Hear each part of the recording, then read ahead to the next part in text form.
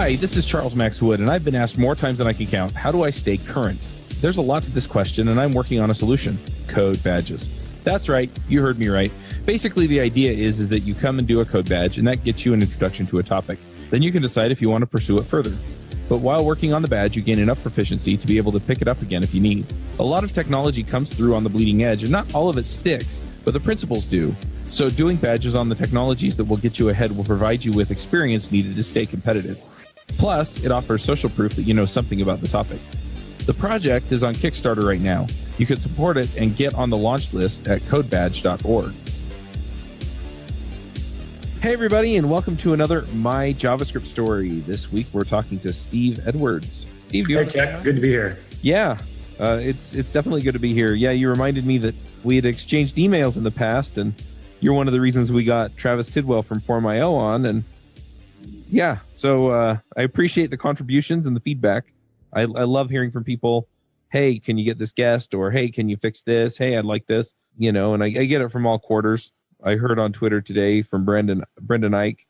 He's looking for the transcript from his episode, so I got to get that fixed. But yeah, you know, wherever it comes from, it's just good to hear, hey, you know, I'd really like to hear more about this, or I think people would benefit from that. So I appreciate that. Good. I'm glad it helped. Yeah. So you want to give us just a brief introduction, who you are, where you work? Sure. My name is Steve Edwards. I'm a website developer. I live here in the Portland, Oregon area. Currently, I work for a very large corporation called Fluke Corporation. We make a lot of testing and calibration industrial equipment, and we're growing all the time, buying new people, but we're a pretty huge international, multinational corporation. I got a wife, 3 kids, I'm a volunteer firefighter, and that's about it. That's in a nutshell. Gotcha. Yeah. So how long have you been doing this? I started in IT in about 1995. Uh-huh. And then, started out doing tech support for a banking software company and worked my way into being a developer over the years through various circumstances. Mm-hmm. Very cool. How did you get into software development? So I did do a little bit of, I can remember the Commodore 64 in our science class in high school, and the basic, and doing, a little piddly stuff like a for loop that says, Matt's an idiot, making it print over and over on the screen. That was about it. There really wasn't much back then in terms of computer classes. In college, I took a class on BASIC. And then my senior year, I took a class on Turbo Pascal. And so I did a little programming there, and that was hard. I laugh now because I do a lot of PHP and deal with arrays, and arrays just gave me fits in that class for some reason. I barely scraped by with like a C. Right. After college, I was supposed to get married at the time, and was looking for a job. Didn't know what I wanted to do. I'd been thinking finance. My dad worked for Merrill Lynch at the time, and just really had never nailed down what I wanted to do. And so my wife said, hey, this lady at work, her husband works for Bank of America. Why don't you call them? And they were brand new into the state of Oregon at the time. Okay. 90, 91. They had just bought out a big savings and loan here. And so I called this guy and said, hey, somebody said to call you. I'm looking for a job. Well, it turned out he's the senior VP of operations for the entire bank, and I had no clue who he was. He said, okay, let me put you in touch with somebody. So I got a job as what was called the manager of branch operations trainee. So I was the first one in the state.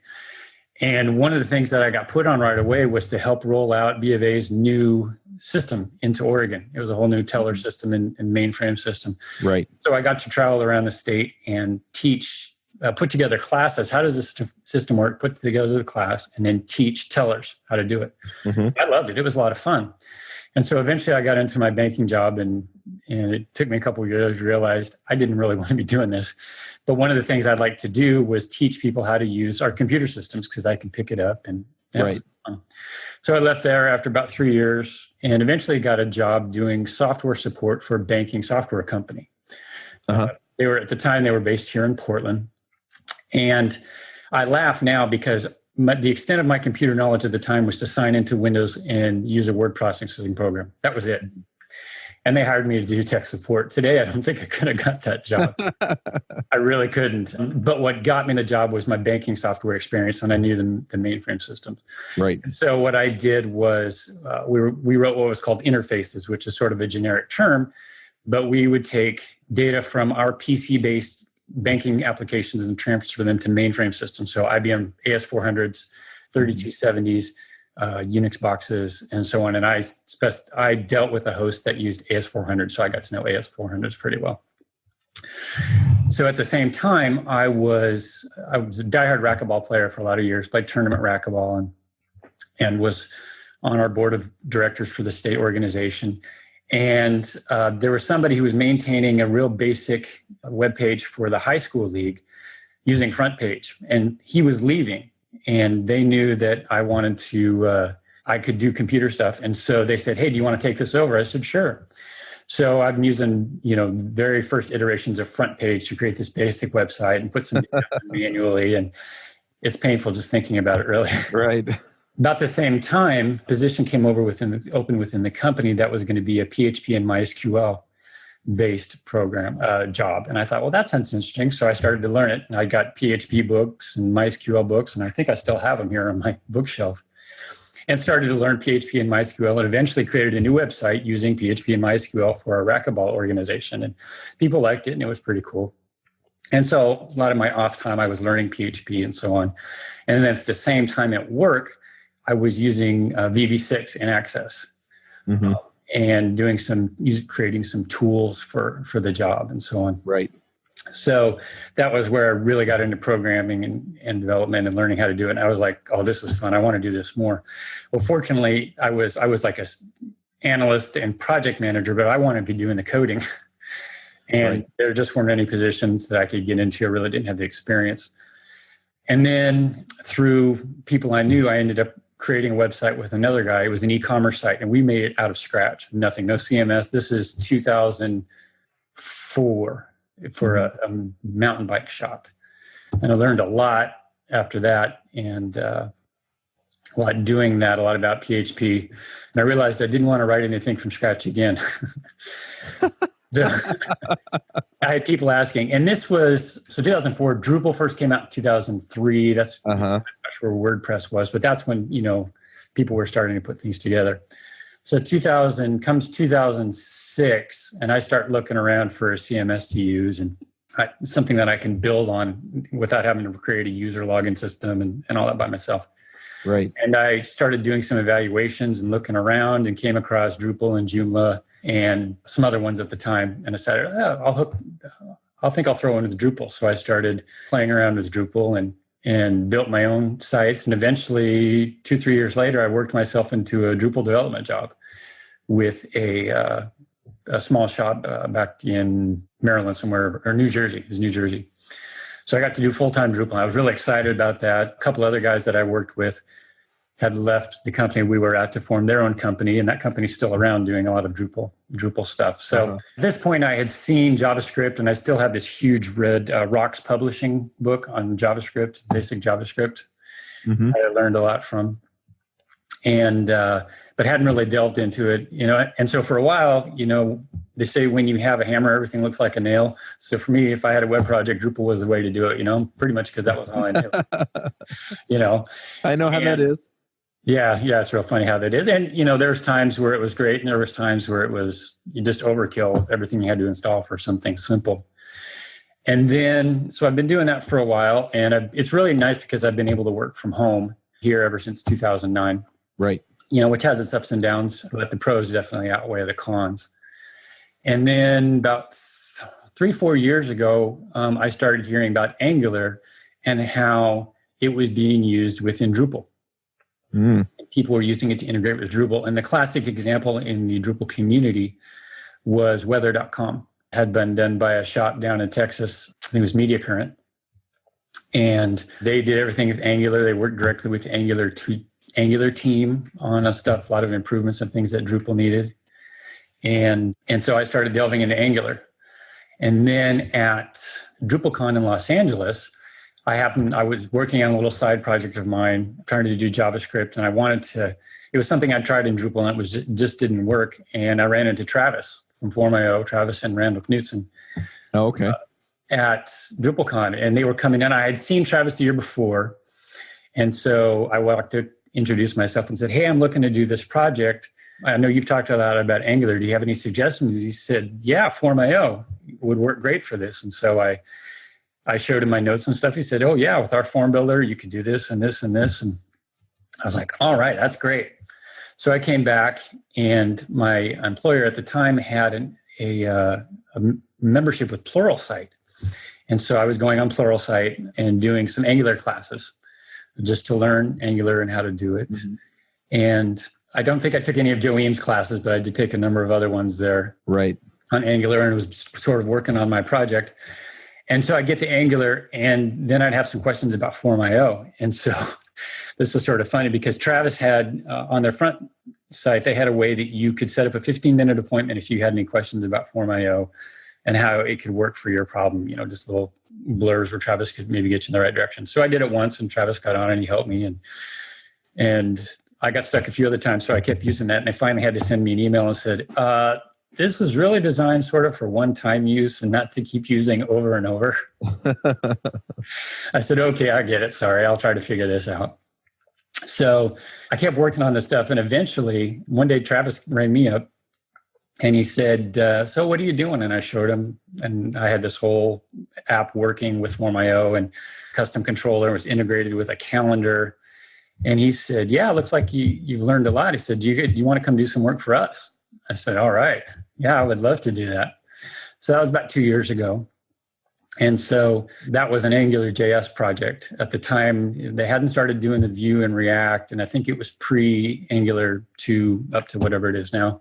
Mm-hmm. And so I had a couple of projects, did one for a big manufacturing company that saved them time from 3 days to 3 hours to do an estimate, on a big project. So some really slick stuff. So, that was how I really, really dove into Angular. And then over the past year, I started working with Vue.js and looking at Vue and reading it and working on side projects and so on. And so what I'm really trying to do is get my current employer to integrate that in and use it as sort of a front end for some projects that we have that would really save a lot of time and effort to do something like that instead of dealing with PHP and a lot of its caching issues that you have to deal with. Right, that makes sense. Yeah, it's interesting just to see the progression, right? I mean, sure. When it was 2006, I got into Ruby on Rails. You talked about when you have a hammer, everything looks like a nail, and that's right. Pretty much, it was the same thing, right? But it was interesting because, I got into jQuery, and then, I did some Backbone, and, just kind of progressed up the same way you did. And, I don't know that I ever ran across like Form.io until, we had Travis on the show, but, it was the same kinds of things, and I did a bit with Angular, and I'm starting a new project with Vue. People can go check out.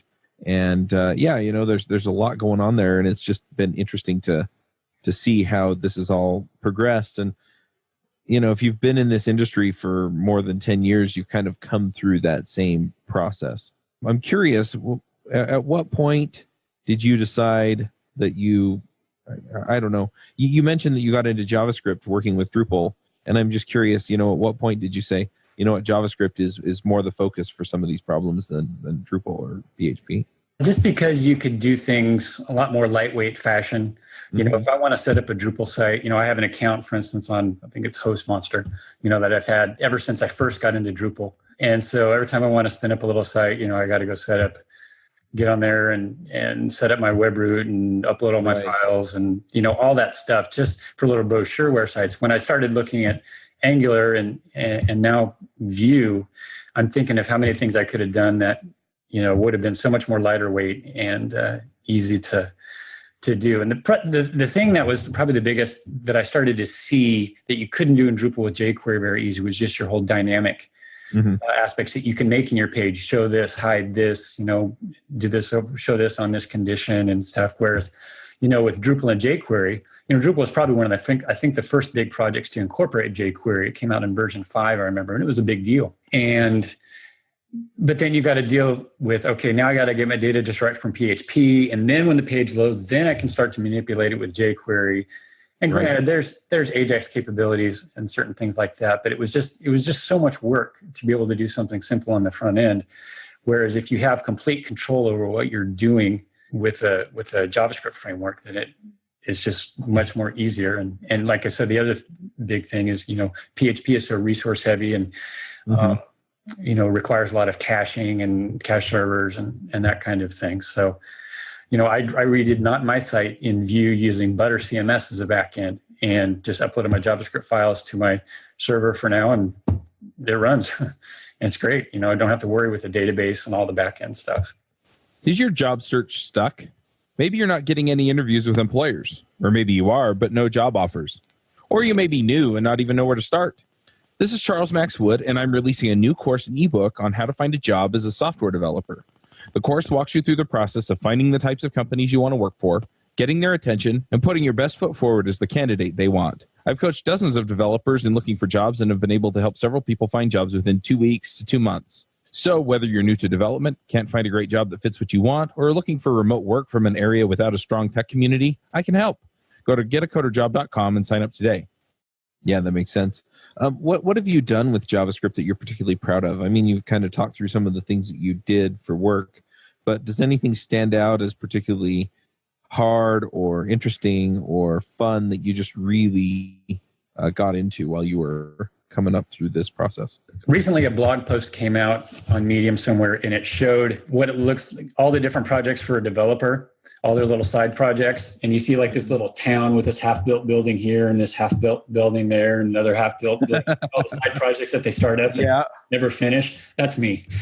I have probably 5 or 6 great projects that I want to get to that I haven't been able to get to. I think the biggest thing I've seen, for instance, was the one Form.io application that was done for this heavy manufacturing company, where they would tell me that, they had this whole estimation thing that would take them 3 days, and the Excel spreadsheets were crazy. It was just nuts looking at all the different tabs and pages and formulas and all that kind of stuff that they had to use to estimate just estimate the materials and time it would take to do this creation of this product. Mm-hmm. And with what I did, I was able to take this really, really complex XML file, push a button and import it, and boom, it filled in everything for them. Hours, materials, all broken down nice and neat. They can go to the end, fill in a few fields, hit export, and there's their bill of materials that they can export and take out and get filled. So for me, I mean, that's literally thousands of dollars that they're saving. So, that's the fun stuff, is when you can do something like that and do it so fast and so easy. The amount of work that went into it was not easy, but for the end user, it's easy. Yeah, they can do some stuff. Yeah, that makes sense. What are you working on now? So I'm working on some enhancements to that application. I'm throwing together a thing for my company, Fluke.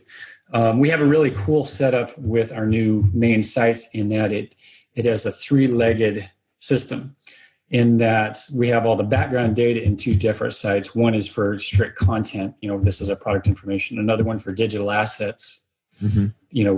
Documents and images and any other kind of file. All of that is indexed into Apache Solr. Mm-hmm. And then the front end, which right now is Drupal, just pulls from Apache Solr. And so I've been working on a demo that just uses Vue to pull strictly from Solr. Oh, interesting. But it's so fast. It's so amazingly fast. And so I'm trying to enhance that and, come back so I can come back and show, hey, look, this would really save us a lot of time, and it would be a lot faster too. Uh-huh. The other thing I'm working on is it's sort of been in the background for a couple of years now is we have a scheduling website that we use for shifts at the fire department that I belong to. Right. And it's so old and decrepit. I think it's held together by string and glue and Band-Aids. It's like, mm-hmm. It's got to be 2000s era type stuff. And anytime it goes down, it's just a major headache. Right. And so I've been trying to work with a Vue Bootstrap calendar library that's out there that gives you a calendar and integrates so I can just totally take over the day cell, the content of a cell, and then put my own stuff in there. I got to work with I need to submit a pull request to the author to put in a couple slot capabilities inside of there, and then I can just fill in what I need to fill in. But that would be really nice, and it would be efficient because it would save a lot of time that I always have dealing with errors from the very, very old application. But it would just give us some more, allow us to give us some more fine-grained control over who can do what, because right now anybody can go in and do anything, and the only way they know who did it is to go look at logs. Who changed this? Oh, they shouldn't have done this. We better change it back. Right. as compared to limiting access to a specific function based on, a role or whatever. Right. And that was what I first started working on the Form IO stuff with. Cool. So anyway, yeah, Mike, I would like to get into more and more, JavaScript, as part of a full-time gig. I guess the one thing that I like about my story, and you hear this from a lot of other people too, whether it's open source maintainers, is that, you do a lot of stuff like this you do in your spare time, evenings and working on this. And that was how I got into Drupal. I spent multiple years working up late, working on projects for people, learning stuff, just playing with modules and doing my own modules. And I put out a couple little demo modules, on Drupal.org. Yep. Eventually I got good enough that I could go to somebody and say, hey, this is in 2009. Hey, I know you got a position open. This is what I can do. And that got me in the door. But it's just, the outside time and the working at it and getting better at it that eventually opens the door for the jobs. Yep, absolutely. It's funny. I've been working on this book and course on finding a job, and it's mainly because I get asked all the time, how do I get into programming, or how do I get a job, in programming? So I've been doing boot camps or learning it on my own, and they're like, well, I keep getting told I need to level up, and I'm like, well, the only way to do that is to practice, right? And so you have to get in and put in the time, and that's the nights and weekends and things like that. And it's really funny because you go look at some of these open source folks that people all know, and that's what they do. And that's the time they're putting in is the time they're working on that open source project. Right. And, the best learning is, I saw this mentioned in a blog post somewhere. I read lots of blogs and listen to lots of podcasts, and, find a project that you like, something you want to do, not just, some demo project you found in a lesson somewhere. Yeah. What's something that you want to tackle, and how can you get it done using your selected tool? So, that's been my experience in really learning how to do something is, get through all the issues that you run into, a lot of Stack Overflow, a lot of, Slack questions, and so on. So in Portland, we just actually started a new Vue Meetup.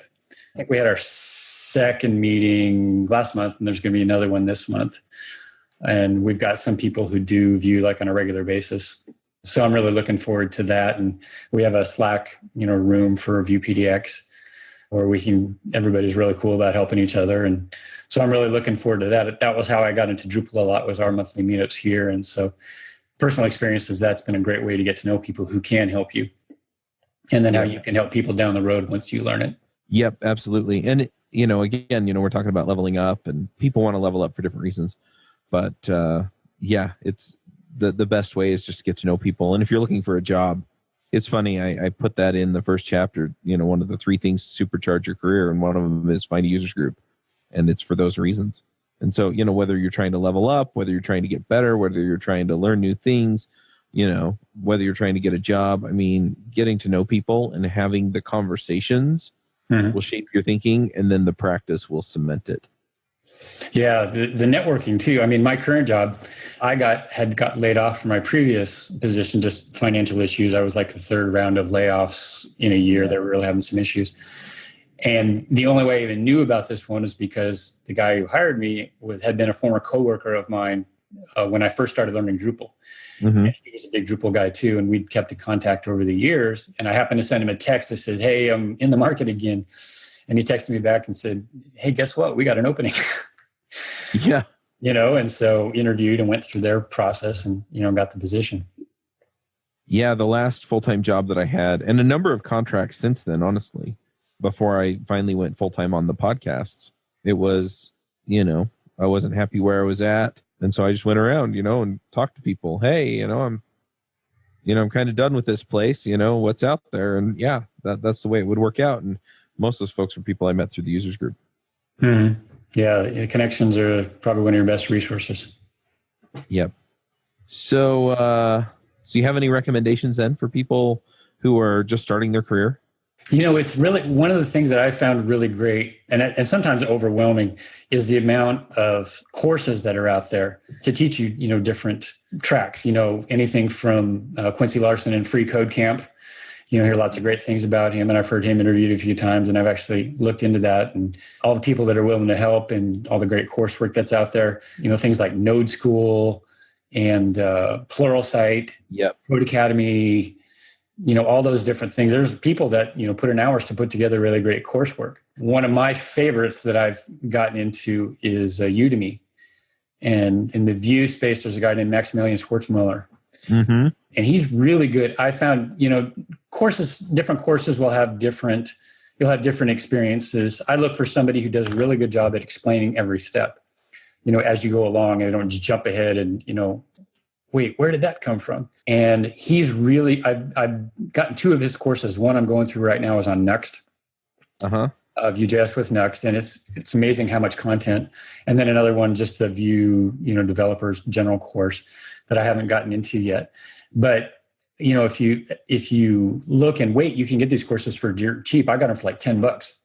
When they went on sale, Udemy was having a Labor Day sale. I got 2 of them for like $25 between the 2 of them. These hours-long courses, videos and stuff. And speaking for me personally and how I learned, they've been really, really good at helping me understand things, because Maximilian himself does a really good job of explaining things. And so I've really liked him. But I would say there's stuff you can pay for if you want, but there's a lot of really good free and inexpensive courses too. It's just a matter of knowing who you like and where to look and finding, the ones that target what you're trying to learn. Yeah, it's funny. I play the same game with Udemy. I wait till it goes on sale for $10 and then I'll buy it. Yep. And I think I did that with the React course. I think did it with Max's course for Vue. And we've had Max on a couple of the shows. And however you learn it. And that's the other thing. I think eventually I'm going to do a course on just staying caught up. And I've got some other projects in the works that I've talked about on the shows that I've also got to that effect. But, figure out what works for you. I mean, some people, they want to work through a book that has a tutorial in it. And some people, that's just not the way. And, they want to go watch a video. For me, I'll go watch half of the video course and then I'll get frustrated and give up on the course. But it's gotten me enough of background to where I can go and I can kind of figure it out on my own. I'll go bang my head on the wall for a while because that's the way I do it. Mm-hmm. And so, there are so many ways to learn. You just go out and do it. Go figure out what you want to learn, what's going to get you where you want to go, and then go do it. Right. And it seems like there's, at least from what I'm seeing in the job market, or at least now with the economy, there's lots of developer jobs. There's lots of people that need developers. If you can get your foot in the door, even as a junior guy, you're going to learn so much more on the job doing real life stuff than even going through the best courses, just because, the necessity, and you're doing it every day for, full time. That's where you're going to get the best experience. So, you don't have to take coursework to become an expert. You have to, you want to take coursework to get you that you're good enough that you can do something and people recognize it. And then, you can turn that into something full time. Yep, absolutely. Where do people find you online if they want to follow your stuff? Don't have a lot out there. I go by Wonder95 everywhere. Everybody always asks me where that comes from. If your name's Steve and you grew up in the late 70s and early 80s, you were called Stevie Wonder at some point in your life. And so 95 was the year somebody else had that in some form. And so I just added 95 onto the end because that was when I started using it. But yeah, Twitter, on GitHub, on wherever. So that's where I am, Wonder95. Awesome. Do you have some picks for us? Deploy more, pay less with DigitalOcean, the simplest all-in-one cloud computing platform for developers. Scale and run cloud applications faster and more efficiently with effortless administration tools to robust compute, flexible configurations, networking services, real-time alerts, and rapid provisioning, while enjoying industry-leading price to performance with a flat pricing structure across all global data center regions at any usage volume. Spend more time building better web apps and less time worrying about managing infrastructure with DigitalOcean. Build your next app on DigitalOcean. Get started with a free $100 credit at do.co/jabber. Sorry, excuse my phone there. I'll go with the book route. There's a historian that I really like to read, and I've read a number of his books, and he's really good. His name's Rodney Stark, and his history books can be huge, but they're really great. And he focuses on the history of Christianity and how it's played into different aspects of life. My favorite book is a book called The Victory of Reason that talks about the rise of Western Europe in the first century and beyond, and its ties to Christianity and so on. Really, really great author that I like to read. It can be sort of dry, but if you're into the history and what he's talking about, he's really a good read, really educational. Unfortunately, I'm not much of a gamer. I don't have time usually doing development work. I guess the other thing I'd talk about that I got into about a year ago is I've always been really athletic. I was a tournament racquetball player for a long time, but I got into CrossFit about a year and a half ago, May of last year. And I really, really like it. For me, it's really great because it's so hard. It's so intense. And I really gained a lot from it, just physically, in terms of strength and endurance. And if I feel ripped off if I don't collapse on the floor at the end of my workout before I walk out the door, just because of how hard it is. Yeah, it makes sense. I've heard a lot of people, or I know a fair number of people that are way into CrossFit. So. Yeah, CrossFit, was it Nationals or World CrossFit Champion? CrossFit Games just happened in Wisconsin 2 or 3 weeks ago, which is like the culmination of, for the entire world, who can be the quote unquote most fit. And so, yeah, it's a little more fun to watch when you're doing it and you know how hard it is to do what they're doing in those competitions. Somebody who's not doing that might think, oh, that's not too hard. Yeah, go out and try to do it. And then you really appreciate it that much more. Yep. Yeah, absolutely. I've just been getting back into running and things like that. I've been enjoying that quite a bit. But yeah, some of the things I see done at the CrossFit gyms, I'm just like, that's nuts. And yeah, I'm generally doing what's called the scaled down workout, not the full on workout. A few things I'll do RX once in a while, but not too many. Right. In terms of running, I've tried running before, and I always tell people that I can't run because I leave holes in the pavement because I'm so heavy-footed. Have you ever seen those stickers that marathon runners have on their car? 26.2 or 13. Yeah. I have one that says 0.0. I don't run on my car because nice. That's the truth for me. Yeah, it makes sense. Let's see. I have a few picks. So one pick that I have, this is something that I've been listening to on Audible since you were picking books. This is more of a business book. It's Launch by Jeff Walker. He's the author of the Product Launch Formula, which I guess is an online system for doing launches. And since I'm writing a book, I was interested in that. So I picked up the book. I have a paper copy of the book too, so I'm probably going to be thumbing through that, because it has a lot of examples and things like that. So if you're looking at doing some kind of launch like I am, definitely check that out. Now, a couple of these launches, one of them is, I mentioned Code Badge, I think, earlier or in another episode today. It's all been a blur. You're my third podcast interview today, and I have one more after this. So Code Badge is something I'm just on a Kickstarter at this point, but I've also got the book and course for how to get a job. It's getacoderjob.com if you're looking for that. And then I've been working on a system to help me manage the podcast content. And, scheduling and promotion and letting guests know when things come out and things like that, which means that within the next week or two, you'll probably get an email from that system saying, hey, your episode's scheduled to be released. Here's when it's going to go out and, other stuff. But, so I eventually want to launch that to the podcasting community. Yeah, I bet. I mean, in years past, I don't know if you know who Acquia is. They're a Drupal shop. They were founded by Dries Boytart, the guy who wrote Drupal from the beginning. And they had a podcast, and a few years ago, I took it over for a short term because the guy who had been doing it had dropped it, and I thought, oh, this will be fun. And it's a lot of work. Yeah, it is. Putting it together and getting, who you're going to interview, and then recording and getting all the files together and making them sound good and posting it.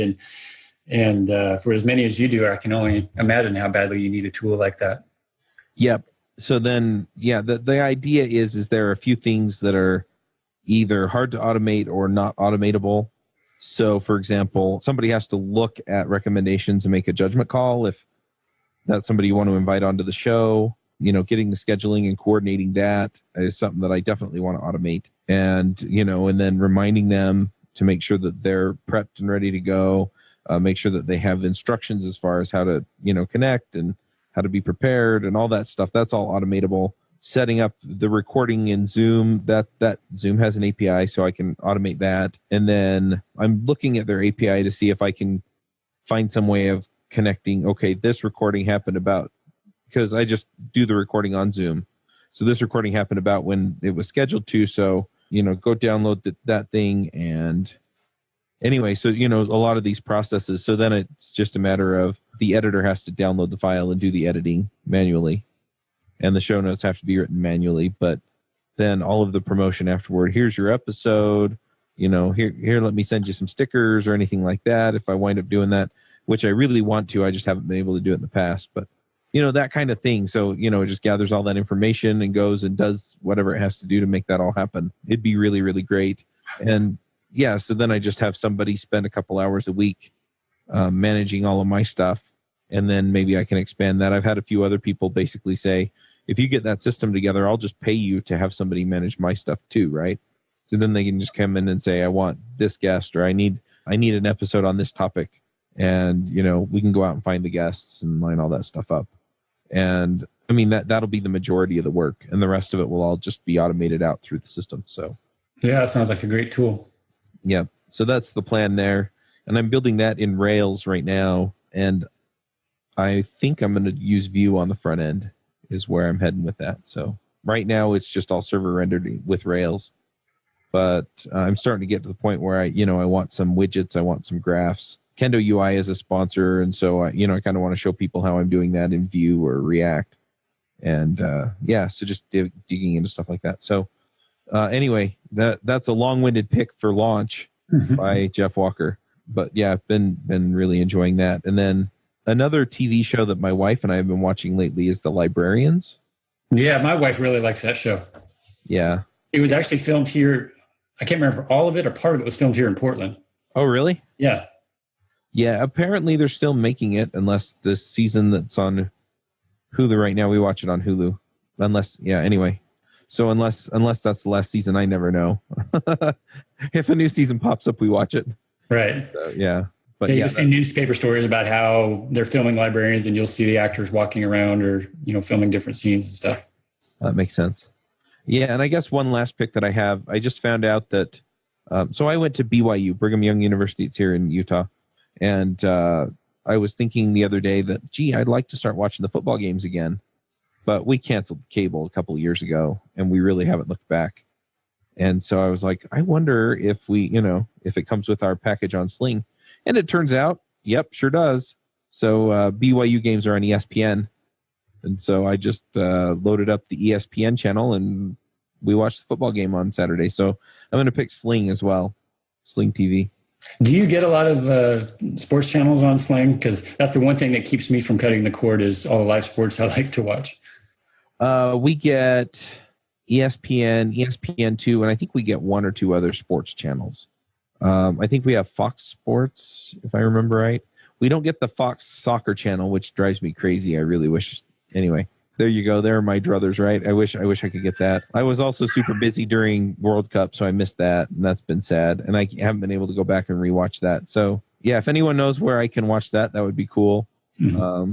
I also have ExpressVPN, so if I can stream them from England, I'm okay doing that too. But yeah, anyway, so Sling TV's been pretty great, though. So, all right. Well, thank you for coming. I have another call in 2 minutes, so I got to jump off. But this has been a terrific episode, and hopefully some people get some inspiration from our call. Yeah, thanks. It's been my pleasure. I've really been looking forward to it. All right. Well, we'll stay in touch, and we'll catch everybody next week. Bandwidth for this segment is provided by CacheFly, the world's fastest CDN. Deliver your content fast with CacheFly. Visit CACHEFLY.com to learn more.